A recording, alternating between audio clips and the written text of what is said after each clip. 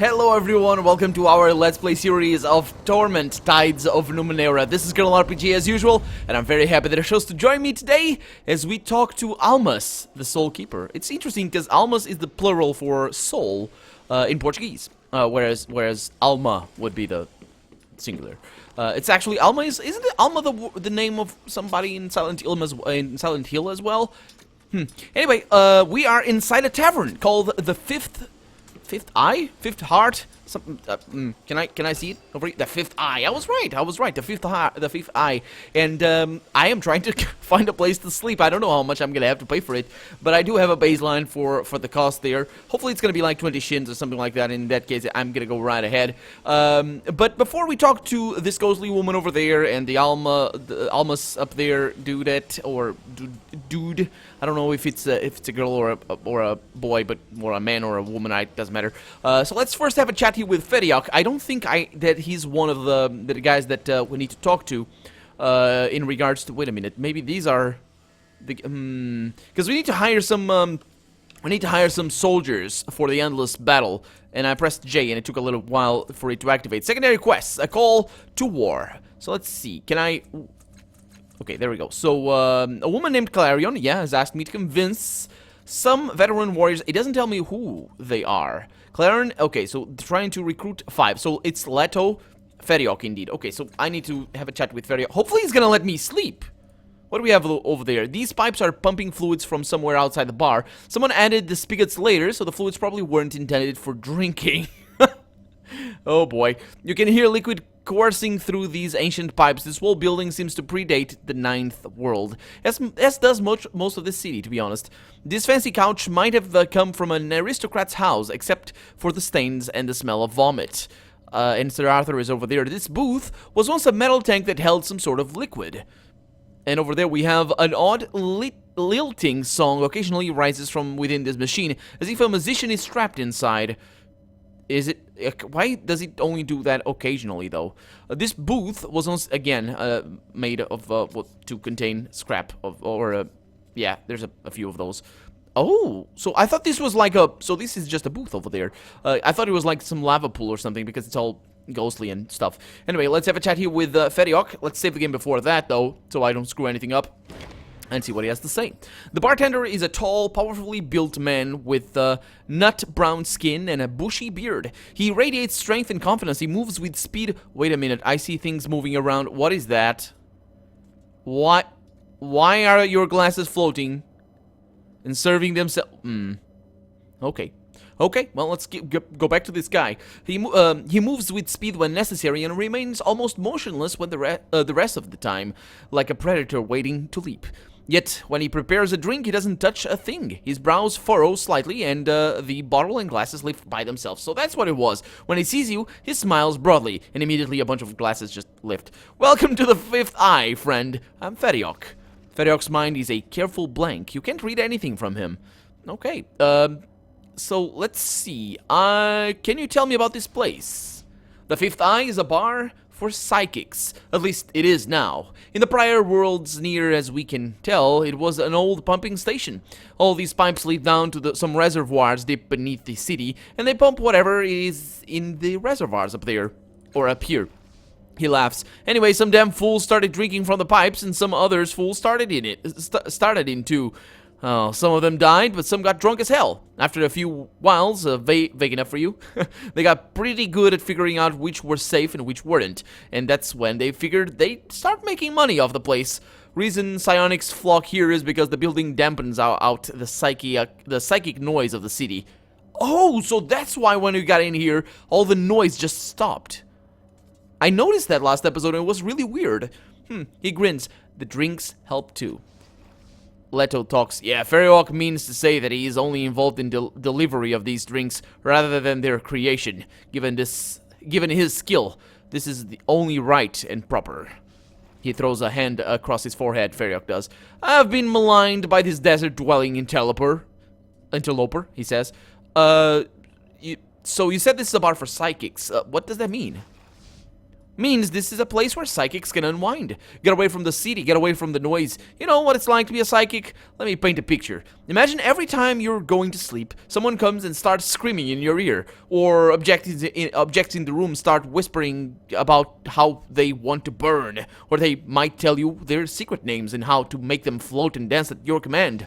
Or maybe every person you meet is like a house with all its doors and windows thrown open, and you can't help but look in to plunder their secrets. And underneath it all, you hear their silent judgments, the truths they hide even from themselves. He pauses to concentrate on a floating cloth as it wipes a mug clean. Then the mug places itself on a rack. Folks think that it's a blessing to have these powers, and sometimes it really is, especially when you can join your friends to make something great, but well, it can be hard, hateful, and you can never tell when you're going over the edge of insanity. Well, I am a little bit like that. I mean, not really. I just have anamnesis. So I'd like a drink.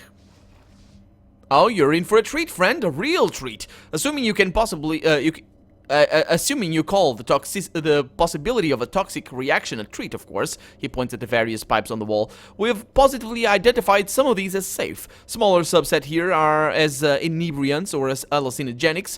We've got a few that are, well, chancy, as in sometimes they kill people.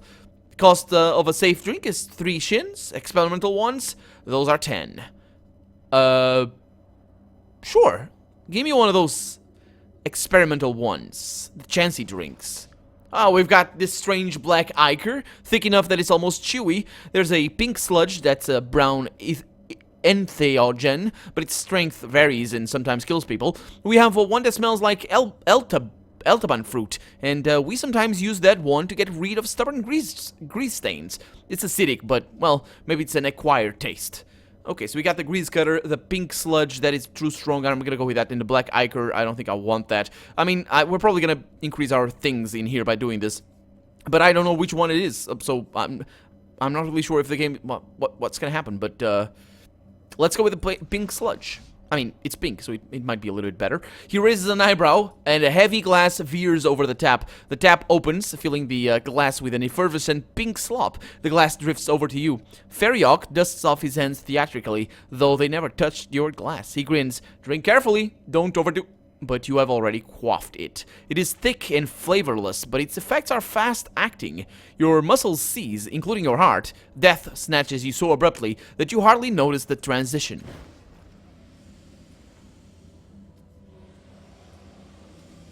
Okay. I'm faltering. I'm hurt.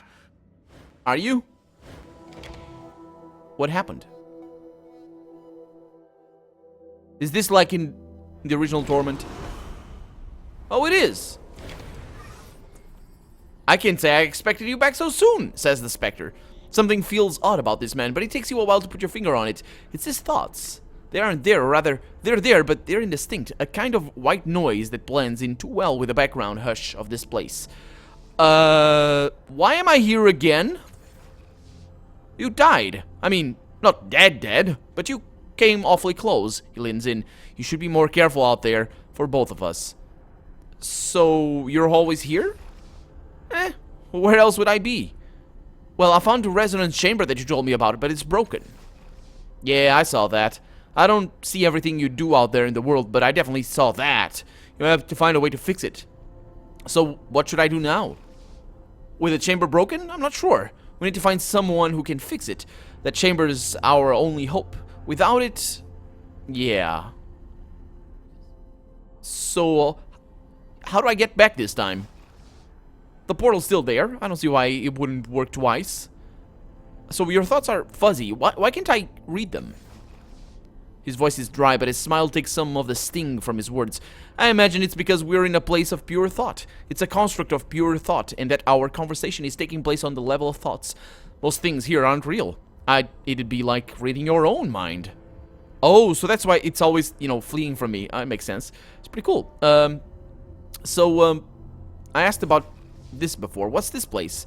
It's your mind, a construct built to, I don't know, share thoughts? Wait, you know how people say... in the first place? This is definitely the first place. Well, it was the first place for me anyway. You'd probably know better since it's yours. If you don't remember now, maybe it'll come to you later. But he still doesn't... Can he tell me who I am? Is there anything to do while I'm here? Well, you mean apart from the cabaret acts, distilleries, the endless adventure just behind the next wrinkle in your mind? He jabs you in the arm with his elbow. And if you'd believe that... Oh, sorry. But it's your mind. There's nothing like that here. I've looked. Still, you've changed things plenty already. I wouldn't be surprised if something showed up here eventually. Okay. Has anything changed since the last time I was here? Yeah, look around. It's your mind. Okay. So... If it's my mind, why don't I remember this place? Well, I told you as much as I know. It's your mind, and that means you're in control. You just need to figure out how to unlock its secrets. I don't know how, but I think the resonance chamber will do that for us. It'll unite us, make us whole again. Oh, us? He's the... Am I trying to unite all the cast-offs, or am I trying to get reunited with the changing god somehow, and this guy's the changing god, or I'm the changing god, and I suppose it could be that, actually. I could be the changing god, and reuniting here means basically remembering all the stuff from my past. So I think I'm ready to go. Farewell.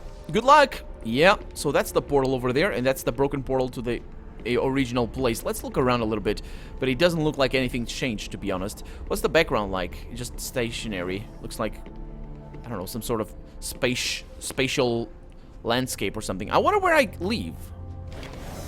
Back at the... Oh, we're back here. I wonder what they're gonna say. Well, we don't know how to drink the pink liquor, or pink thing. Oh, boy. Welcome back. Everything where you left it. I don't know. Thanks for taking me on, lad. Always good to have a friend watching your back, huh? Now, what can I do for you? Nothing for now. Let's continue. I thought they were gonna say something. Absolutely, no problem, he says. Okay, so this was a nasty thing. I'm still gonna try the other two things, but that was actually very, very good because we haven't died before, and now I know that I can. Let's see. Let's go with the chancy drinks again. Okay, I'm gonna go with the black ichor. I tested the stuff once, he says.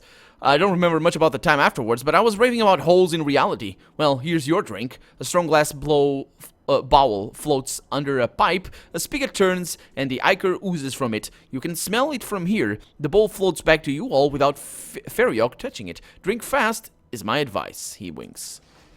You put the word to deed. The taste is not unpleasant, though the texture is horrifying, unbidden. You think of soft flesh rotting under a jungle sun. Nothing happens, at least not right away. Just as you begin to doubt the ichor's efficacy, you feel the earth shift slightly. The walls shiver and begin to shake. Their surfaces look as if they are slowly melting. You feel the weight of the ceiling and sky forcing you to the floor, and only a great effort of will keeps you standing.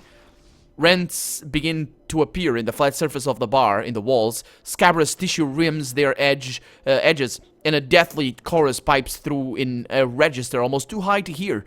The world tilts on its axis, and you stagger to the right. Your vision blurs, and the invisible world swims into view, becoming more solid than the world you call home. Do I die again? Oh, this is the hallucinogenic little thing. So nothing happened. I want to drink the other one. Oh boy, this is... Well, you can learn from this on your own playthrough, I guess. Let's chancy ones. Let's go with the grease cutter. He wrinkles his nose. Really? On your own head, I suppose? He concentrates, and a bottle floats over to the tap. The fluid spills into the bottle, and you hear it hiss. The bottle floats to you, and I'm gonna die for sure. And you can see the liquid inside is thin and oily. It smells like talc, the infectious runoff from a pairing between flesh and machine. It smells like a trash-eating lack gorged itself on rotten fruit and lost control of its bowels. You hold your nose and down it. What? I didn't die. Something happened. Say what you will about the smell, the drink packs a powerful wallop. You lose control of your motor functions and stagger briefly. Colors flash across your eyes, and for a moment, everything becomes unbearably funny. Just before a wave of utter sadness wipes all thoughts of laughter from your mind. On its heels come rage, lust, all the emotions of the human condition condensed into a perfect jewel-like moment. Then it shatters. You are lying on the floor in a pool of your own vomit. So I gained dazed fettle until the next time the party sleeps. Okay. Then I really need to sleep. But my blue tide has raised a little bit, so let's ask about something else. Clara needs your help. She's looking for a warrior to fight in the endless battle. Ah, no way. This bar is my life, says Feriok, and I've done my time. I've got no interest in fighting for people I don't know, for a cause I don't believe in. You go right ahead, but count me out. He pauses for a moment, lost in thought. Or communion. You know what? Maybe you could convince Clarion to take her recruiter act somewhere else. If you want to, I mean. But really, what she's doing and what she's thinking is pretty offensive. Well, she is. It is, but... Well, come back soon, he says. Yeah, I would actually like to sleep. This thing makes noise. What is...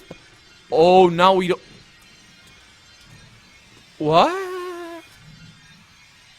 I see butterfly... What? Really? Look at this. Just look at this. It's all crazy. Yeah, it's around us. It's definitely around us. Okay, I don't know where I can sleep. It doesn't say over here. This was a... When she sees you, her smile is radiant. Do you bring news? Yeah, I have an update on the recruitment. Oh, do tell. Yeah, I've talked to Feriok. He refuses to leave. She shrugs. Well, he has not been the same since his last battle. His powers seem to have changed, but he has not become noticeably stronger. No great loss. Okay. Well, I look forward to your return, she says. Yeah, I would really like to sleep, but this seems to be... I'm gonna come back. Let's say that. Let's go away for right now. This is a terrible place of death. I really would like to sleep, but I thought the caravan... Didn't they say that it was some, like, caravan something or other? But of course I don't know where it is. This is a tavern. Dang it! Okay, let's keep looking around. That's not an elevator, is it? Keep looking around. We're not gonna touch anything for right now. Just want to see if there's access to some place. I really wouldn't know. I have no idea how to traverse this city. So let's just go around. We know not to mess with anything for right now, and then we'll come back and talk to everybody and do all this sort of stuff. But I really need to find a place to sleep. I need to make something about that. Circus Minor. Okay, so let's not go to Circus Minor because we can't sleep over there. What is that? Looks like some sort of, I don't know, like a balloon or something. Okay, so we haven't talked to too much people. That woman is intoxicated, and so am I. Actually, so am I. Claw of the law. Okay, that guy's... Is that real? That is real. Yeah. Okay, so I'm not seeing the fuzzy things anymore. That's good stuff. Good stuff. Okay. Holy crap. Where does this lead to? There we go, Caravanserai. We are gonna finally be able to sleep. Oh boy. Oh, this looks pretty. It really does. Okay. Let's just get this over with. This terrible, terrible thing. Sailors, Sylph, Explorers, Sailors, Tanarch Hobbies, or Hobbs. Hobbies, no, probably Hobbs over there. What is this?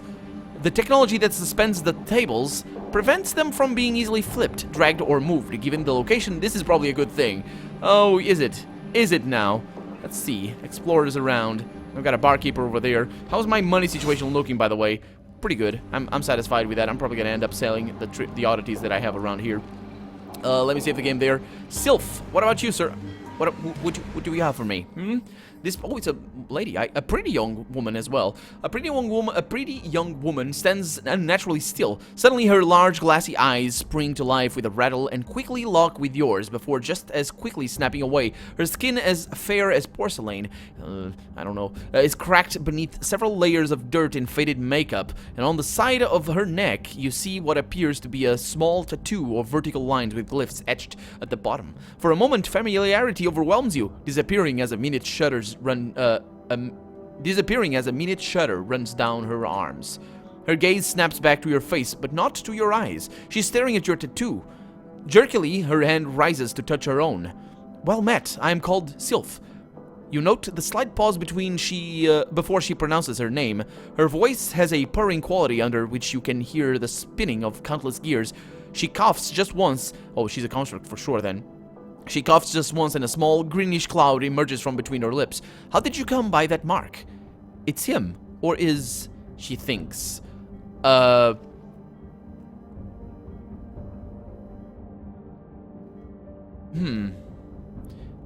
is it to you? Aggression noted, she says without... no, it's not any aggression at all. She's malfunctioning. She says without any indication of offense. A different approach will be initiated. Unless she has a different definition for aggression, I guess. She regards you, head tilting to the side with a series of small ratcheting noises. You have the absurd impression the motion is meant to be flirtatious. I hope you will answer another question for me. I have a riddle that it may please you to answer, she says, brushing her hair coquettishly back from her bare shoulders. It's very old. She pauses a moment, then recites from memory. What comes in with breath and out with a word transmutes upon death but can't be conferred. The words sound vaguely familiar, resonating in your mind even as she stopped speaking. Old. Ha! It's what you've done for centuries. You told me. So she thinks I am the changing god. So let's see. What comes in with breath and out with a word? So does consciousness come in with breath, I guess? And go out with a word? I don't really know. Try to remember where you've heard the riddle before. Let's go with that. Yeah.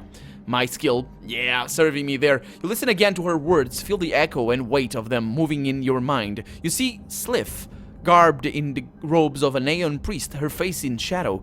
But when the riddle comes, it's in your voice, not hers, and the rhyme is different.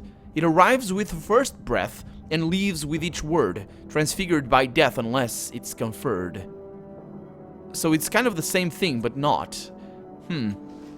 In your mind, Sliff replies in a deeper, melodious tone. Consciousness. Yeah, I figured. It's kind of hard to just come to understand exactly why, but I figured it was going to be that. It isn't until you surface from the memory to find Sliff staring at you that you realize you spoke the word aloud. She tilts her head from side to side as if weighing your answer in each ear. Very good, she says, her neck clicking back to neutral. I have one last question to ask you. You may not have an answer. She looks beyond you, remaining still for some moments while the gears inside her stomach clatter and whir. Then she meets your gaze again and asks her question. What would you do if you met someone who had succeeded at your life's work before you, and they refused to share their method? I guess I would find a new life's work. Then you are a better man than many. She seems strangely heartened by your reply. I apologize, I have no more questions for you, she says, bowing slightly. Let's try to remember where I've seen her before.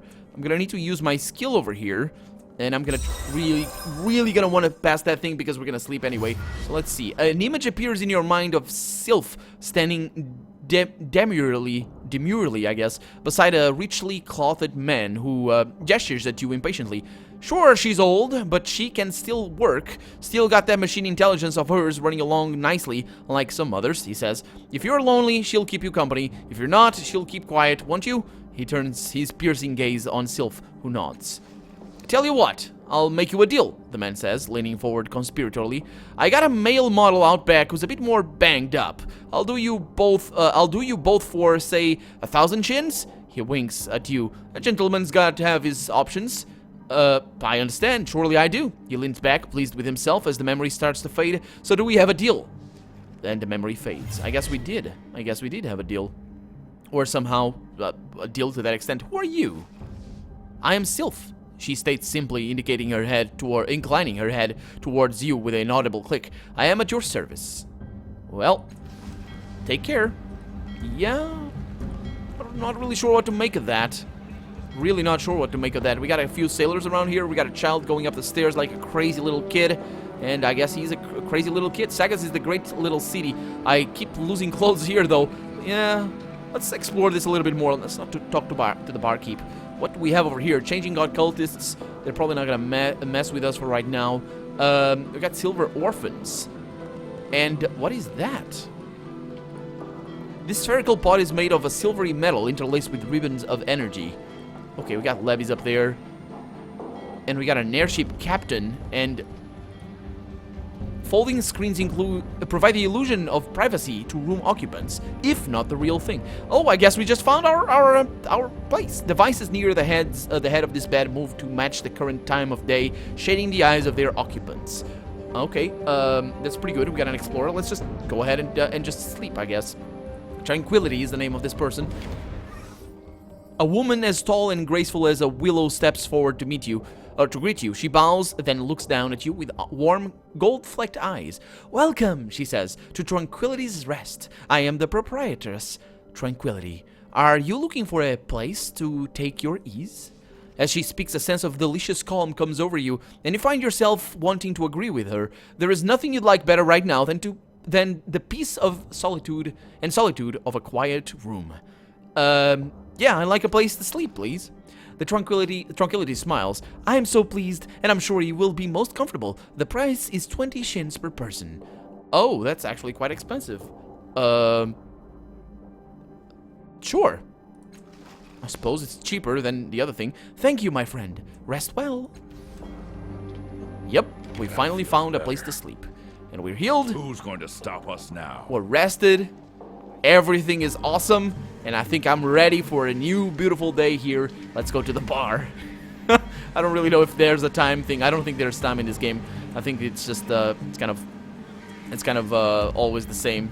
And it makes sense that it's like that. I mean, it's very based, you know, real time is a good thing in games. Because some quests are like, oh, I got 20 minutes, and if it's not real time, then basically you have like one, and that's bad. But yeah, it gives the creators a little bit more freedom. That's something I have always liked about Fallout 1 and 2 is that it is real time, and it's just the time there, it's just real time, and I like it. What I mean, yeah, when I say real time, I don't mean the combat, of course. What I mean is just like 1 minute in game is 1 minute in real life. And yeah, so we slept a little bit, and I don't think we had any pressing things to do. But if we did, then I'm sure they will be broken or something. Let's have a chat with the barkeep. We're actually out of time for the day, so let's just see what he has to say. "Oh, seen you before, hadn't I? Locals don't usually drink here, don't they?